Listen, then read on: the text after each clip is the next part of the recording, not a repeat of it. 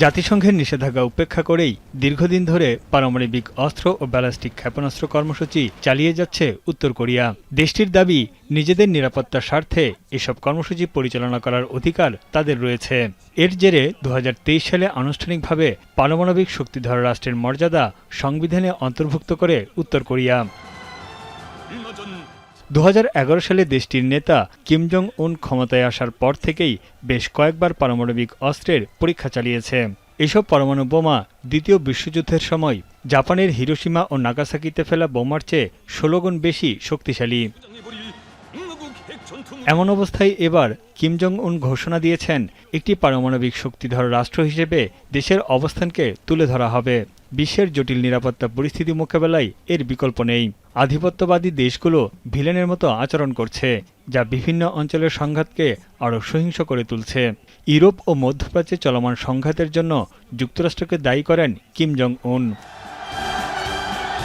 ক্ষমতাসীন ওয়ার্কার্স পার্টির কেন্দ্রীয় কমিটির বৈঠকে কিম অভিযোগ করেন, যুক্তরাষ্ট্র ও দক্ষিণ কোরিয়া সম্মিলিতভাবে তাদের পারমাণবিক শক্তিকে ক্রমাগত উন্নত করছে, যা শঙ্কায় ফেলেছে কোরীয় উপদ্বীপের নিরাপত্তাকে।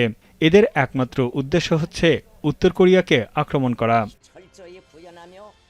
এদিকে এক বিবৃতিতে কিমের বোন কিম ইয়ো জং হুঁশিয়ারি জানিয়েছেন, পরমাণু ইস্যু নিয়ে কারো সঙ্গে আলোচনায় যাবে না উত্তর কোরিয়া, এমনকি কোনো ধরনের হুমকিও সহ্য করা হবে না।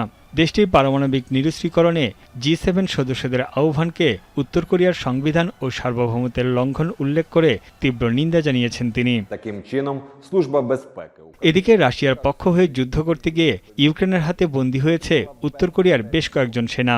এসব যুদ্ধবন্দীদের মুক্তি এবং স্বেচ্ছায় তারা যদি দক্ষিণ কোরিয়ায় যেতে চায় তাহলে তাদের গ্রহণ করার আশ্বাস দিয়েছে সিওল। 우크라이나 외교장관과 한 우크라이나 외교장관 회담을 개최할 예정입니다. 회담에서는 양국 간 상호 관심사 및 협력 현안 전반이 폭넓게 논의가 될 예정이고. এদিকে রাশিয়ার সঙ্গে সম্পর্ক আরও গভীর করার আশ্বাস দিয়েছে পিয়ংইয়ং। মস্কোর অভ্যন্তরীণ ও বৈদেশিক নীতির প্রতি পূর্ণ সমর্থন জানিয়ে কিম জং উন বলেন, উত্তর কোরিয়া সবসময় রাশিয়ার পাশে আছে। তানভীর জনি, এখন বিশ্ব।